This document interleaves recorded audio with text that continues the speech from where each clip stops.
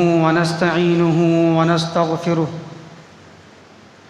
ونعوذ بالله من شرور أنفسنا ومن سيئات أعمالنا من يهده الله فلا مضل له ومن يضلله فلا هادي له وأشهد أن لا إله إلا الله وحده لا شريك له وأشهد أن محمدًا عبده ورسوله فأعوذ بالله من الشيطان الرجيم بسم الله الرحمن الرحيم يا أيها الذين آمنوا اتقوا الله حق تقاته ولا تموتن إلا وأنتم مسلمون يا أيها الناس اتقوا ربكم الذي خلقكم من نفس واحدة وخلق منها زوجها وبث منهما رجالا كثيرا ونساء واتقوا الله الذي تساءلون به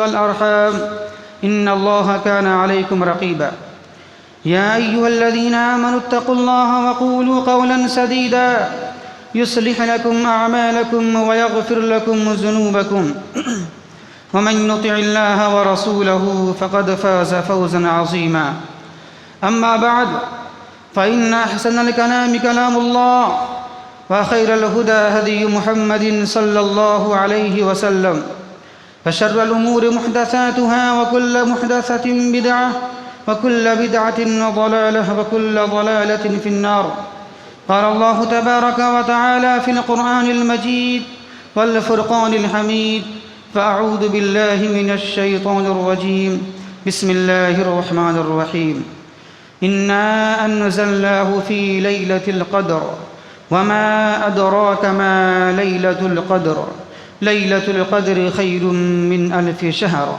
تنزل الملائكة والروح فيها بإذن ربهم من كل أمر سلام هي حتى مطلع الفجر. محترم سامعین کرام و معزز حاضرین جمعہ اور خواتین اسلام، خطبہ مسنونہ کے بعد ہم نے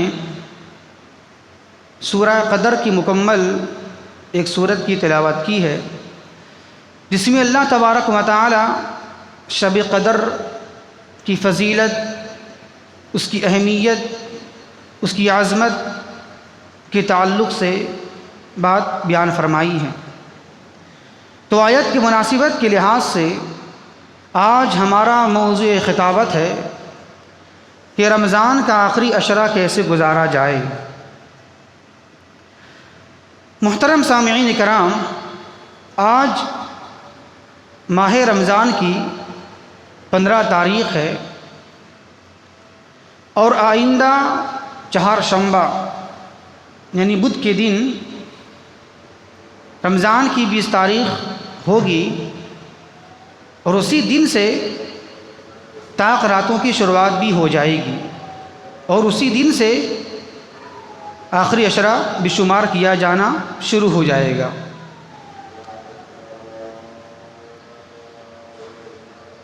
یہ رمضان کا آخری عشرہ بہت ہی اہمیت و فضیلت کا حامل ہے، چونکہ اس عشرے میں اللہ کے نبی صلی اللہ علیہ وسلم بہت ہی زیادہ محنت کیا کرتے تھے عبادات و ریاضت کے تعلق سے، اور یہ کہا اللہ کے نبی صلی اللہ علیہ وسلم نے کہ شب قدر کو آخری عشرہ کے پاس طاق راتوں میں تلاش کرو۔ تو اس اعتبار سے رمضان کا یہ آخری عشرہ بہت ہی فضیلت اہمیت کا حامل ہے، تو اس لیے ہمیں چاہیے کہ اس آخری عشرے کو بہت ہی اہتمام، بہت ہی جستجو اور لگن کے ساتھ گزارا جائے، کیونکہ یہ آخری عشرہ نیکیوں کے موسم بہار کا آخری عشرہ ہے۔ یہ سیزن کا مہینہ ہے اور یہ اختتامی دور ہے، یہ نیکیوں کے موسم بہار کا اختتامی دور ہے، آخری وقت ہے، جس طرح ایک تاجر سیزن میں کاروبار زیادہ کرتا ہے، خوب دل لگا کر دن رات محنت کرتا ہے اور یہ سوچتا ہے چلو کوئی بات نہیں، ذرا سا محنت کر لیں پھر تو پورا سال آرام ہی آرام مجھے کرنا ہے، تو اسی طریقے سے یہ رمضان کا آخری عشرہ خلاصہ ہے، مغز ہے ساری رمضان کا۔ لیکن اس آخری عشرے کو ہم مسلمان بڑا ہی ناقدری کے ساتھ ضائع برباد کر دیتے ہیں۔ کچھ لوگ تو ایسے ہیں جو آسانی اور سہولت کے باوجود بھی اعتکاف نہیں کرتے، اور کچھ لوگ تو ایسے ہیں جو اس رمضان کے آخری عشرے کو مارکیٹنگ اور شاپنگ کا عشرہ بنائے ہوئے ہیں، یعنی وہ مکمل آخری عشرے میں شاپنگ مارکیٹنگ کرنا شروع کر دیتے ہیں، اور ایسا لگتا ہے کہ ان کا مقصد ہی شاپنگ اور مارکیٹنگ کرنا ہے۔ تو اس طرح یہ لوگ اس آخری عشرے کو شاپنگ مارکیٹنگ میں اس کی اجر، اس کی ثواب، اس کی فضیلت کو یہیں سے برباد کر دیتے ہیں بازاروں کے اندر میں۔ تو ایسا نہیں ہونا چاہیے، کیونکہ یہ بڑا آخری دور ہے اور یہ خلاصہ اور مغز ہے اس ماہ رمضان کا۔ تو آئیے ذرا ہم دیکھتے ہیں کہ اس ماہ رمضان کے جو آخری عشرہ ہے اس کی فضیلت، اس کی خصوصیات کیا ہیں اور ہم یہ کس طرح گزاریں ہم۔ سب سے پہلی بات اس کی خصوصیت یہ ہے کہ اللہ کے نبی صلی اللہ علیہ وسلم اس آخری عشرے میں زیادہ سے زیادہ عبادت ریاضت کیا کرتے تھے۔ مسلم شریف کی حدیث ہے، حضرت عائشہ رضی اللہ تعالی عنہا بیان فرماتی ہیں کہ اللہ کے رسول صلی اللہ علیہ وسلم آخری عشروں میں اس طرح عبادت کیا کرتے تھے کہ اس طرح عبادت شروع کے 2 عشروں میں کرتے نہیں تھے۔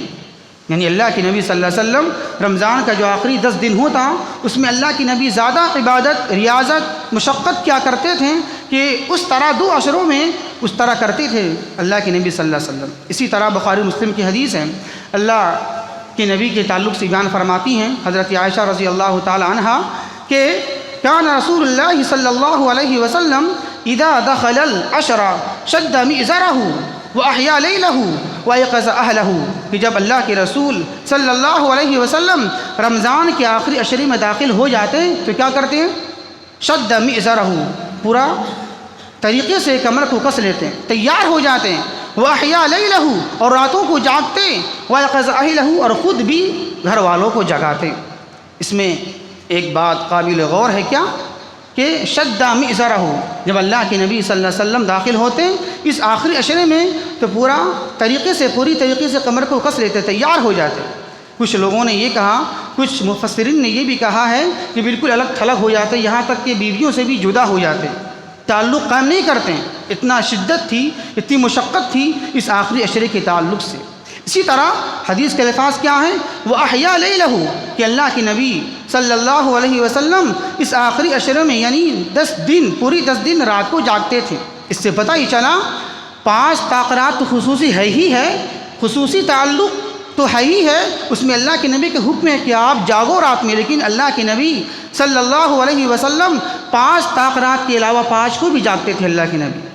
تو ہمیں یہ چاہیے کہ پورا 10 رات ہم جاگیں، کچھ اوقات رات میں تاخرات کو علاوہ بھی جو 5 تاخرات بچتے ہیں اس میں بھی ہمیں رات کو جاگنا چاہیے یا اکثر حصہ جاگ کر گزار دینا چاہیے عبادات ریاضت کے اندر میں۔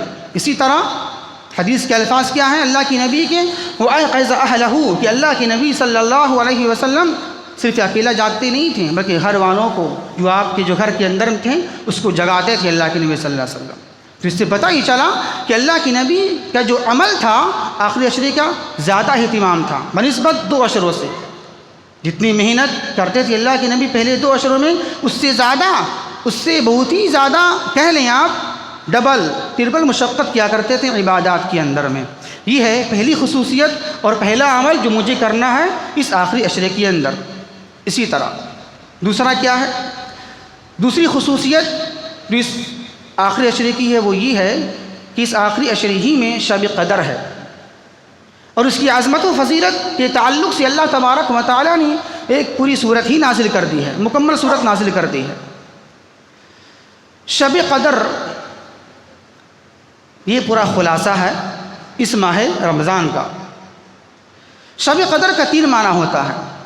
دیکھیں، شب یہ فارسی کا ورڈ ہے، لفظ ہے، اس کا معنی ہوتا ہے رات، لیکن قدر کا 3 معنی ہوتا ہے، اور تینوں ہی اس کو حاصل ہے، اور تینوں ہی اس رات کو مطلوب اور مقصود ہے۔ کیا ہے؟ قدر کا پہلا معنی ہوتا ہے عظمت، فضیلت، بزرگی، چونکہ یہ رات بڑی عظمت والی ہے، فضیلت والی ہے، بزرگی والی ہے۔ خود اللہ نے کہہ دیا ہے لیلۃ القدر خیر من الف شہر، یہ ایک رات کا جاگ لینا، شب بیداری کر لینا 1000 مہینوں کی عبادت سے بہتر، خود اللہ نے کہہ دیا ہے اس کی عظمت اور فضیلت کے تعلق سے۔ تو قدر کا پہلا معنی کیا ہوتا ہے؟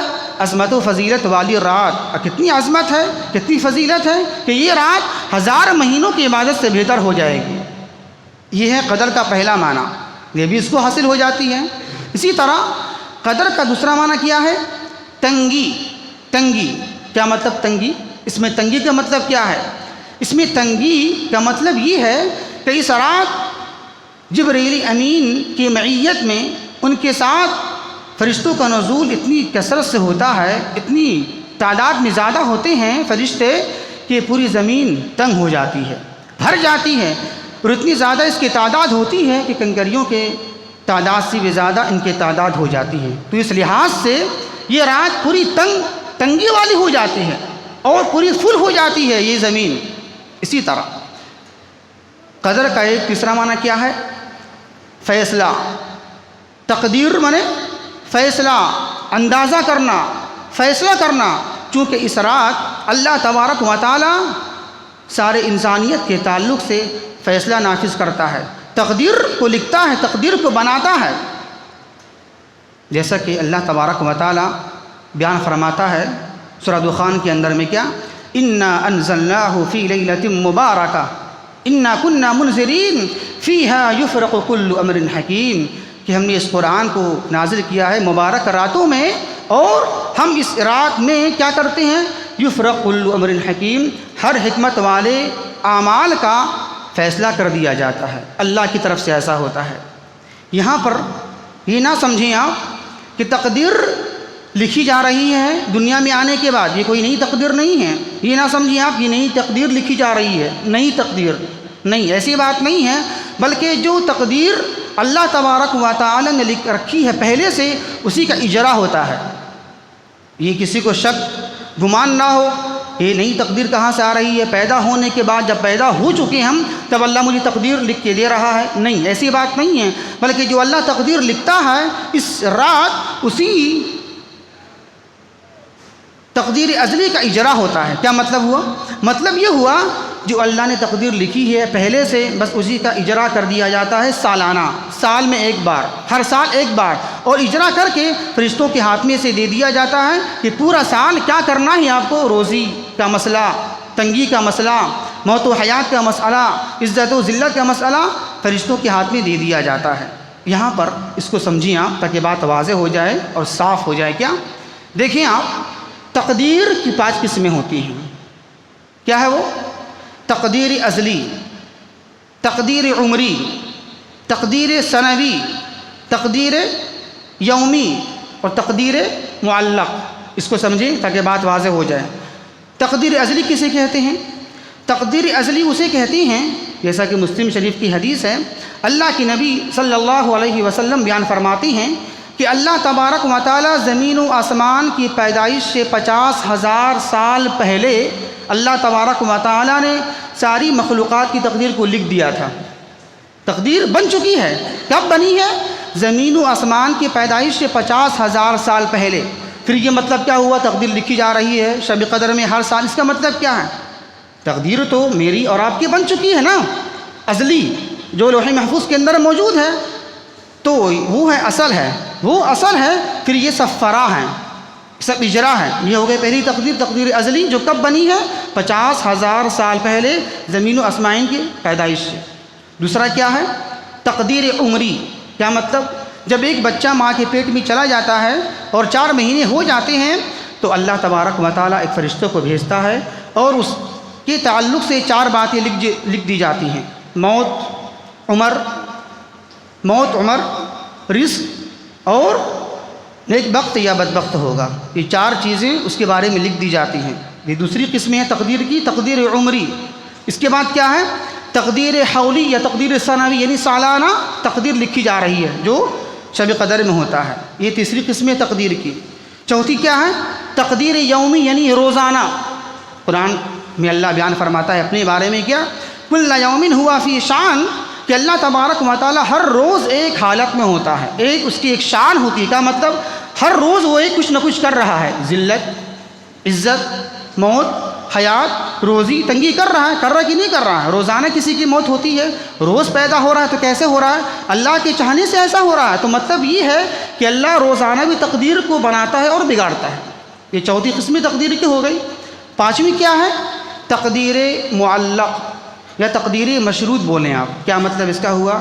یعنی تقدیر اس وقت سے بدلتی ہے جب آپ کوئی چیز عمل انجام دے دیں گے، آپ اس کو بولتے ہیں تقدیر معلق۔ یہ کریں گے تو ایسا ہو جائے گا۔ جیسے مثال کے طور پر حدیث میں یہ بات موجود ہے، جب آپ صلہ رحمی کریں گے تو اللہ تبارک و تعالیٰ صلہ رحمی کی برکت سے آپ کی عمر کو بڑھا دے گا۔ تو یہ تقدیر معلق ہو گیا، یہ کریں گے تب ایسا ہوگا۔ تقدیر مشروط جس کو بولتے ہیں شرط پر تقدیر کو بدلنا، ایسا کریں گے تب ایسا ہوگا۔ تو اب دیکھ لیجیے آپ، اصل تقدیر ازلی ہی ہے جو کب لکھی گئی ہے؟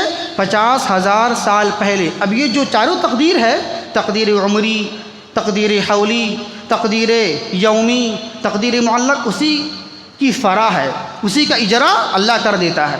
تو یہ نہ سمجھیں، کوئی شک، یہ گمان نہ ہو، شک و شبہ نہ ہو کسی کو کہ اب تقدیر لکھی جا رہی ہے پیدا ہونے کے بعد، کیا مسئلہ ہے؟ نہیں، تو جو اصل ہے لوح محفوظ میں، اسی کے لحاظ سے لکھی جاتی ہے تقدیر۔ تقدیر سنوی کہ فرشتے کے ہاتھ میں دے دیا جاتا ہے کہ اسی کے مطابق آپ کو پورا سال فیصلہ کرنا ہے۔ یہ ہے اصل تقدیر بننے اور بگڑنے کا مسئلہ اس رات میں۔ اب آئیے ذرا دیکھتے ہیں کہ شب قدر کون سی رات ہے؟ کیا اس کی تعیین ہے؟ اس کی وضاحت ہے؟ تو نہیں، اس کی وضاحت، اس کی تعیین بالکل بھی نہیں ہے، بلکہ اللہ کے نبی صلی اللہ علیہ وسلم نے تو یہ کہا ہے کہ شب قدر کو رمضان کے آخری عشرے کے طاق راتوں میں تلاش کرو۔ بلکہ ہاں، یہاں تک یہ بات آتی ہے کہ شروع میں اللہ کے نبی صلی اللہ علیہ وسلم کو اس کی تعیین کے علم دے دیا گیا تھا، جیسا کہ بخاری شریف کی حدیث ہے۔ حضرت عبادہ بن صامت رضی اللہ تعالیٰ عنہ بیان فرماتے ہیں کہ جناب محمد الرسول اللہ صلی اللہ علیہ وسلم ہمارے پاس تشریف لا رہے تھے بتانے کے لیے، اس کی تعیین کے علم سکھانے کے لیے آ رہے تھے، لیکن اچانک کیا ہوا؟ راستے میں 2 مسلمان جھگڑا شروع کر دیے، جھگڑنے لگے، بحث و تکرار کرنا شروع کر دیے۔ تو اس میں ملاپ کرانے میں وقت چلا گیا، سلا گیا اللہ کی نبی نے۔ پھر اللہ کے نبی بیان فرماتے ہیں کہ میں تمہارے پاس آ رہا تھا اس کی تعیین کا علم دینے کے لیے، تو اللہ تبارک و تعالیٰ نے کیا کیا؟ اس کے علم مجھے اٹھا لیا۔ لوگ جھگڑا کر رہے تھے، جھمیلا کر رہے تھے، تو اسی وجہ سے اللہ تبارک و تعالیٰ نے اس علم کا تعیین، اس کا علم یہ کب ہوگا اٹھا لیا گیا اور مجھے پتہ نہیں ہے۔ اور آخری میں اللہ کے نبی نے کہا ہو سکتا ہے تمہارے لیے یہ زیادہ بہتر ہو، یہ زیادہ اچھا ہو کہ تم تلاش کرو۔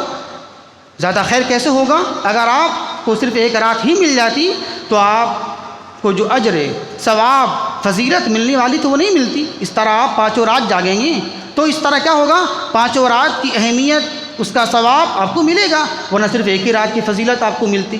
تو اس طرح کہا اللہ کے نبی صلی اللہ علیہ وسلم نے، ہو سکتا ہے تمہارے لیے زیادہ خیر والا مسئلہ ہو، زیادہ بھلائی والا مسئلہ ہو۔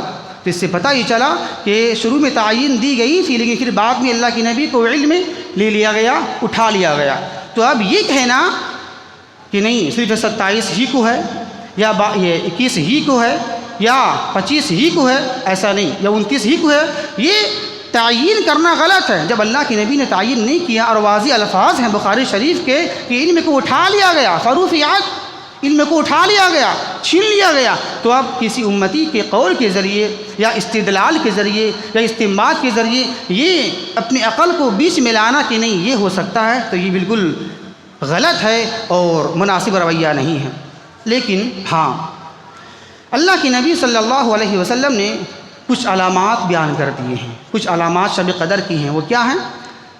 ایک علامات تو یہ ہے کہ شب قدر کے بعد والی صبح میں جس میں سورج طلوع ہوگا وہ سورج تشت کی طرح ہوگا، تشت ایک تشت ہوتا ہے بڑا سا، اس کی طرح ہوگا۔ اسی طرح اس کی ایک نشانی علامت یہ بھی ہے کہ شب قدر کے بعد والی صبح میں جو سورج طلوع ہوگا اس میں کرن شعاع نہیں ہوگی، اس میں شعاعیں نہیں ہوں گی۔ اسی طرح ایک نشانی یہ بھی ہے کہ وہ رات بڑا معتدل ہوگی، بڑا معتدل، نہ سردی نہ گرمی، بیچ والی وہ موسم ہوگا۔ اسی طرح یہ بھی ایک نشانی ہے کہ اس رات کا چاند جو ہوگا ایک بڑا سا تھالا، بڑا سا برتن کا جو آخری حصہ ہوتا ہے کنارہ، اس کی طرح وہ نظر آئے گا، دکھے گا آپ کو۔ اسی طرح شب قدر کی ایک نشانی یہ بھی ہے کہ اس رات بارش بھی ہو سکتی ہے۔ تو یہ کچھ نشانیاں ہیں، لیکن آپ کو فکس کرنا نہیں، بس نشانیاں ہیں، لیکن کوئی حتمی فیصلہ کرنا آپ کو اور تعین کر دینا کہ یہی رات ہی ہے، بارش ہو گئی تو یا موسم اچھا ہو گیا تو تعین کر دینا یہ غلط ہے۔ بس نشانیاں ہیں، بس اس کو ماننا، لیکن تعین نہیں کرنا آپ کو ہے، کہیں سے وضاحت نہیں حدیث میں کہ ہاں تعین کر دیا جائے، بس نشانیاں خود ہی دی گئی ہے، لیکن اس کا مطلب یہ نہیں کہ ہم تعین ہی کر دیں۔ تو یہ کچھ نشانیاں ہیں۔ اسی طرح شب قدر کے تعلق سے اللہ کے نبی صلی اللہ علیہ وسلم نے ایک دعا سکھائی ہے۔ ایسے تو شب قدر میں کچھ خاص اعمال نہیں ہیں، بس اپنا وہی عمل کریں آپ، نماز روزے وہی ہیں جو کرتے ہیں، خصوصی عمل نہیں ہیں، توبہ ہے، استغفار ہے، تلاوت قرآن ہے، ذکر و اذکار ہے، لیکن یہ خصوصی دعا اللہ کے نبی نے سکھائی ہے۔ حضرت عائشہ رضی اللہ تعالیٰ عنہ نے پوچھا، اے اللہ کے رسول صلی اللہ علیہ وسلم، جب مجھے محسوس ہو جائے کہ یہ رات شب قدر ہے تو میں کیا کروں؟ تو اللہ کے نبی صلی اللہ علیہ وسلم نے ایک دعا سکھائی، کیا؟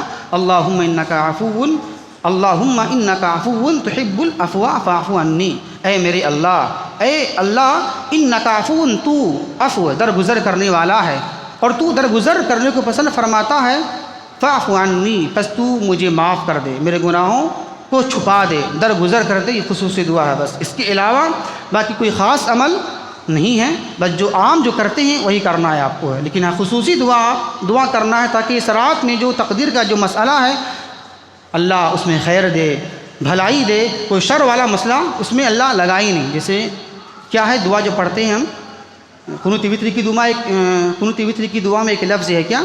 وقینی شر ما قضیت، کیا معنی ہے اس کا ہے؟ وقینی شر ما قضیت، اے اللہ مجھے بچا لے اس فیصلے سے جو تو کرے گا، جو تو فیصلہ کرنے والا ہے اس شر سے مجھے بچا لے۔ تو یہ دعا کرنی چاہیے۔ حدیث میں یہ بھی بات موجود ہے کہ اللہ تبارک و تعالی تقدیر کو بدل دیتا ہے دعا کے ذریعے، اس کو بولتے ہیں، دیکھیے اس کا نام ہے تقدیر معلق۔ دیکھیے دعا کریں گے آپ تو اللہ تبارک و تعالی دعا کے ذریعے تقدیر کو بدل دے گا آپ کو، لیکن وہ تقدیر نہیں ہے، یہ تقدیر معلق ہے، مشروط ہے، یہ کریں گے تو ایسا ہوگا، یہ کریں گے تو ایسا ہوگا۔ تو اس رات خصوصی دعا کرنی چاہیے اپنی خیر، اپنی بھلائی، اپنی عزت اور اپنی روزی کے تعلق سے کہ پوری زندگی ہم خیر اور بھلائی میں جیتے رہیں اور شر کا مقابلہ ہم نہ کریں۔ خصوصی خاص دعا کرنی چاہیے اللہ تبارک و تعالیٰ سے۔ اسی طرح رمضان کے آخری عشرے کی تیسری خصوصیت کیا ہے؟ تیسری خصوصیت یہ ہے کہ اس آخری عشرے میں اللہ کے نبی صلی اللہ علیہ وسلم اعتکاف کیا کرتے تھے۔ اعتکاف، اور یہ کب کرنا ہے آپ کو؟ 20 رمضان ہو، 20 رمضان کو مغرب کے بعد آپ کو مسجد میں داخل ہو جانا ہے، اور پھر 21 رمضان کو حجرے میں جو خاص آپ کا اعتکاف کا ہے وہاں چل جائیں گے آپ، خصوصی جگہ جو خاص ہوتا ہے وہاں چل جائیں گے آپ۔ باقی جو رات میں آپ کہیں بھی رہ سکتے ہیں پوری مسجد میں، لیکن 21 رمضان کو خاص حجرے میں آپ چلے جائیں گے آپ، یہ اعتکاف۔ اور اعتکاف کس طرح ہوتا ہے؟ یوں ہی نہیں بس مسجد میں ہیں، ہر جگہ گھوم رہے ہیں، جا رہے ہیں، سب سے بات چیت نہیں، بلکہ ایک خاص اس کے لیے عمل ہے کہ آپ بات چیت ذرا کم کریں، آپ جہاں ضرورت ہو وہاں بات کریں، آپ باہر نہ نکلیں آپ۔ اس کے بہت سارے شرائط ہیں، تو زیادہ وقت گزارنا ہے اعتکاف میں، آپ کو تلاوت قرآن، ذکر و اذکار میں جب زیادہ ضرورت ہو باہر نکلنے کی تب نکلنا ہے، ورنہ اکثر وقت مسجد ہی میں آپ کو گزارنا ہے۔ تو اس کے آداب ہیں، اصول ہیں، شرائط ہیں، یہاں تک کہ اتنی فضیلت ہے اعتکاف کرنے کی کہ دیکھیں ایک بار ایسا ہوا کہ اللہ کے نبی صلی اللہ علیہ وسلم نے رمضان میں اعتکاف نہیں کیا، تو پھر بعد میں شوال کے مہینے میں اللہ کے نبی نے 10 دن کا اعتکاف کیا، اس کو قضا کیا۔ اس سے پتہ ہی چلتا ہے کہ بڑا سنت مؤکدہ ہے یہ، اس کو کرنا چاہیے اعتکاف۔ ہر مسجد میں کچھ نہ کچھ لوگ ایسے ہوں جو اعتکاف میں شامل ہوں، بیٹھے اس میں، کیونکہ دیکھ لیں آپ اللہ کے نبی نے قضا کیا ہے، جب نہیں کیا رمضان میں تو بعد میں ماہ شوال میں اس کو پورا کیا۔ اس سے پتہ ہی چلا بڑا یہ اہمیت والا عمل ہے یہ، اور رمضان میں اعتکاف کرنا بہت بڑی فضیلت اہمیت والی بات ہے۔ یہ ہے آپ کی تیسری خصوصیت اس ماہ رمضان کے آخری عشرے کی۔ چوتھی خصوصیت کیا ہے کہ اس ماہ رمضان کے آخری عشرے ہی میں فطرانہ ادا کر دیا جاتا ہے۔ یہ فطرانہ کیا ہے؟ فطرانہ یعنی غلے کی شکل میں غریب مسکین کو دیا جاتا ہے تاکہ ان کی روزی کا کھانے پینے کا انتظام ہو جائے اور وہ بھی میری طرح خوشی میں شریک ہو جائیں، یہ اس کا مقصد ہے۔ اور یہ سب کو دینا ہے، چھوٹا ہو بڑا ہو، مرد ہو عورت ہو بچہ ہو، جو بھی ہو، یہاں تک کہ اگر بچہ پیدا ہو گیا اس دن بھی تو اس کا بھی آپ کو صدقہ دینا ہے۔ یہ فطرانہ ادا کرنا آپ کو ہے، ایسا نہیں صرف روزے دار ہی دیں گے اور جو روزہ دار نہیں ہے یا جو بچہ چھوٹا اس کو نہیں دینا پڑے گا، نہیں، بلکہ چھوٹا ہو بڑا ہو مرد ہو غلام ہو، یہاں تک کہ غلام کو بھی دینا پڑے گا وہ فطرانہ۔ کیونکہ مقصد کیا ہے؟ تاکہ جو لوگ مسکین ہیں غریب ہیں اس کا روزی روٹی کا انتظام ہو جائے اور وہ بھی میرے خوشی میں شریک ہو جائے۔ تو یہ ہے 4 اہمیت اور 4 خصوصیت اس ماہ رمضان کے آخری عشرے کی۔ تو ہمیں چاہیے کہ اس ماہ رمضان کا جو آخری عشرہ ہے بڑا قیمتی ہے، انتہائی قیمتی ہے، اور یہ سمجھنے بڑا خلاصہ ہے۔ پوری مہینے کا خلاصہ کیا ہے؟ رمضان کا آخری عشرہ۔ ایک بات جانیں آپ، دیکھیں، یوں تو پوری زندگی قیمتی ہے، ایک انسان کی قیمتی ہے، لیکن اس سے زیادہ قیمتی کون سی ہے؟ رمضان کا پورا مہینہ قیمتی ہے۔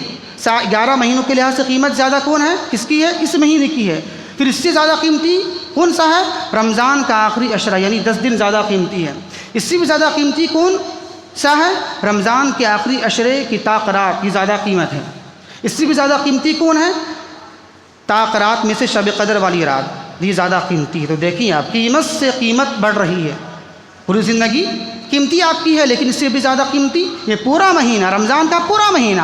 اس سے بھی زیادہ قیمتی رمضان کا آخری عشرہ، اس سے بھی زیادہ قیمتی رمضان کے آخری عشرے کی تاقرات، اور اس سے بھی ہائی لیول شب قدر کی رات۔